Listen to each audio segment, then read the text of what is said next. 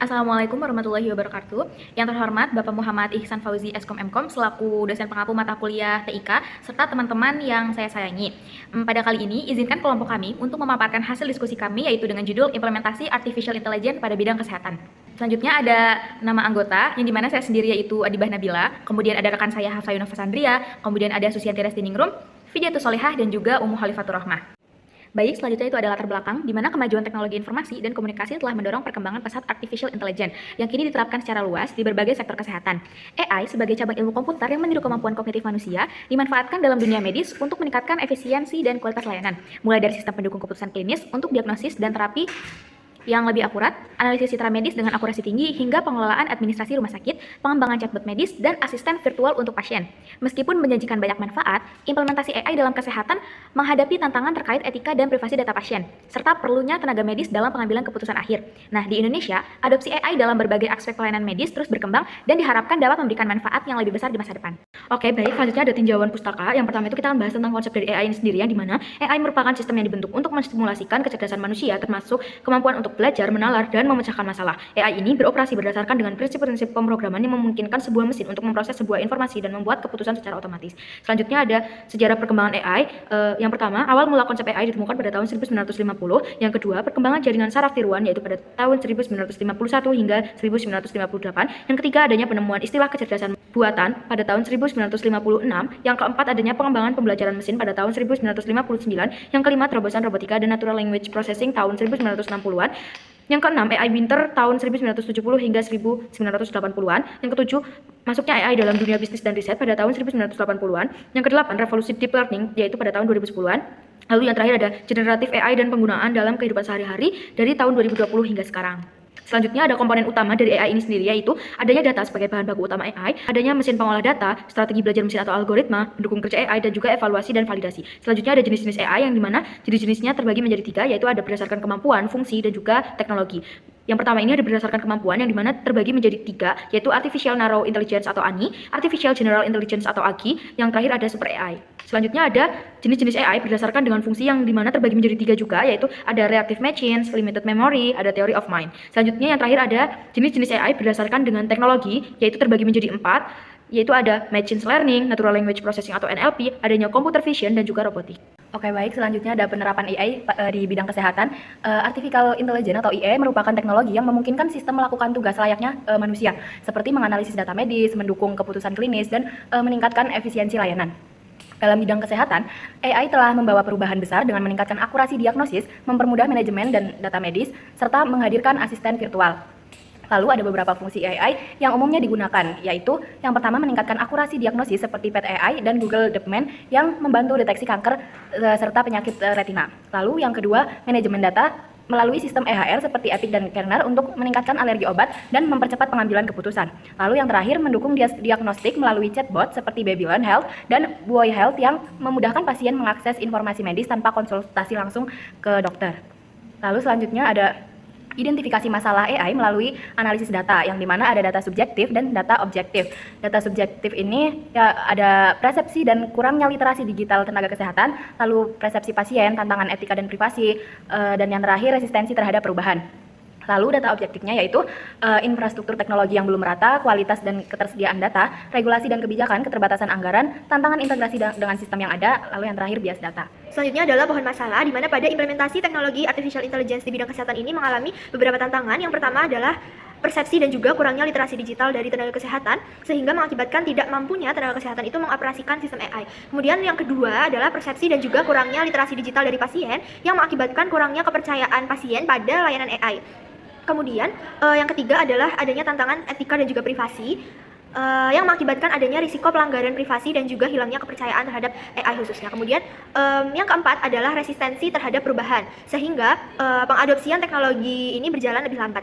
Masalah yang kelima adalah infrastruktur teknologi yang belum merata, sehingga terjadi kesenjangan pada layanan kesehatan digital. Kemudian yang keenam adalah terkait dengan kualitas dan juga ketersediaan data, yang mengakibatkan hasil AI ini tidak akurat. Masalah yang ketujuh adalah regulasi dan juga kebijakan, sehingga menimbulkan hambatan pada investasi dan juga adopsi AI. Masalah yang kedelapan adalah keterbatasan anggaran, yang mengakibatkan sulitnya pengadaan AI. Kemudian yang ke-9 adalah tantangan integrasi dengan sistem yang ada yang mengakibatkan gangguan pada alur kerja, sistem yang tidak sinkron dan juga inefisiensi. Kemudian tantangan yang terakhir yaitu bias data yang mengakibatkan diagnosis AI ini salah. Selanjutnya adalah prioritas alternatif pemecahan masalah dari implementasi AI di bidang kesehatan. Yang pertama adalah keamanan dan juga privasi data.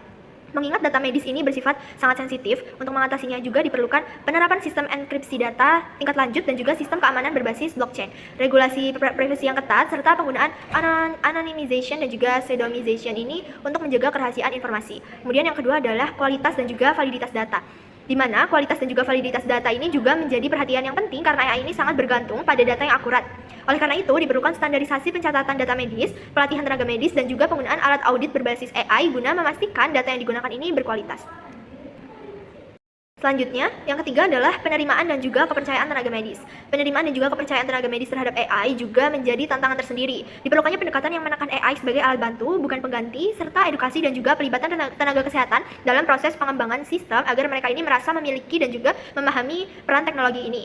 Kemudian yang keempat adalah regulasi dan juga etika, di mana regulasi dan juga etika turut menjadi fondasi penting dalam implementasi AI di sektor kesehatan. Pemerintah ini perlu menyusun kerangka hukum yang jelas dan juga membentuk komite etik yang mampu mengawasi penggunaan AI terutama dalam hal diagnosis dan juga pengambilan keputusan klinis.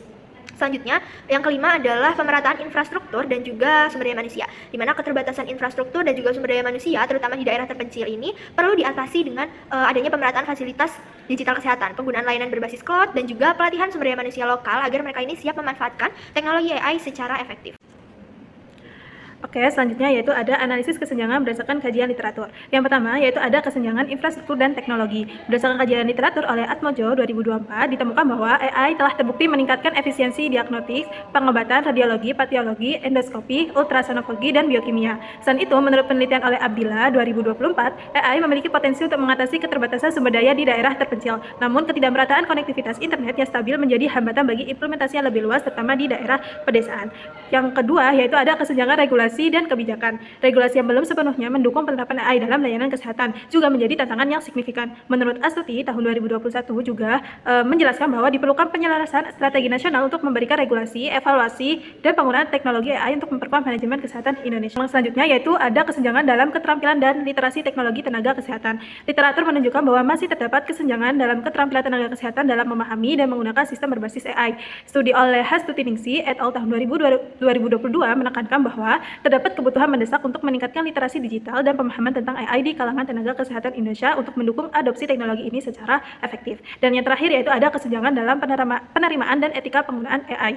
Beberapa literatur menyoroti kekhawatiran terkait privasi data pasien, transparansi algoritma AI, serta potensi bias dalam pengambilan keputusan berbasis AI menurut Raharjo tahun 2023. Selain itu, beberapa dekade terakhir ini teknik AI telah menjadi perbincangan di seluruh layanan kesehatan, bahkan memicu perdebatan dan kekhawatiran apakah teknologi AI akan menggantikan manusia di masa depan. Ini menurut Kolker tahun 2016. Selanjutnya yaitu ada langkah perencanaan atau evaluasi terkait AI. Yang pertama yaitu identifikasi kebutuhan dan masalah. Langkah pertama adalah mengidentifikasi permasalahan atau kebutuhan yang ingin diselesaikan dengan AI. Misalnya, apakah AI akan digunakan untuk mempercepat diagnosis, memantau kondisi pasien, atau mengelola rekam medis. Dengan pemahaman yang jelas terhadap tujuan, perencanaan akan menjadi lebih terarah. Yang kedua yaitu ada pengumpulan dan persiapan data. AI memerlukan data berkualitas tinggi untuk dapat bekerja dengan baik. Oleh karena itu, tahap ini meliputi pengumpulan data yang relevan, pembersihan data atau data cleaning, dan validasi data agar sistem AI bisa dilatih secara optimal dan tidak bias. Dan yang terakhir yaitu ada pemilihan teknologi dan mitra. Memilih teknologi yang sesuai dengan kebutuhan, misalnya machine learning, natural language processing, computer vision, dan mitra yang berpengalaman. Pastikan sistem yang akan digunakan ini fleksibel, aman, dan dapat diintegrasikan dengan sistem rumah sakit yang sudah ada. Selanjutnya saya serahkan ke moderator. Selanjutnya yaitu kesimpulan. Dapat disimpulkan bahwa penerapan AI di bidang kesehatan membawa dampak besar dalam meningkatkan efisiensi, akurasi diagnosis, dan kualitas layanan. Namun tantangan masih ada, seperti resistensi tenaga medis, literasi digital yang rendah, isu etika, serta keterbatasan infrastruktur, data, regulasi, dan juga anggaran. Solusi strategis meliputi peningkatan keamanan data, pelatihan SDM, penguatan regulasi, serta evaluasi yang matang. Dengan pendekatan inklusif dan bertanggung jawab, AI berpotensi merevolusi sistem kesehatan Indonesia secara modern dan juga efektif. Sekian dari kelompok kami, mohon maaf bila ada kesalahan dalam penyampaian. Terima kasih kepada teman-teman yang sudah menyimak. Wassalamualaikum warahmatullahi wabarakatuh.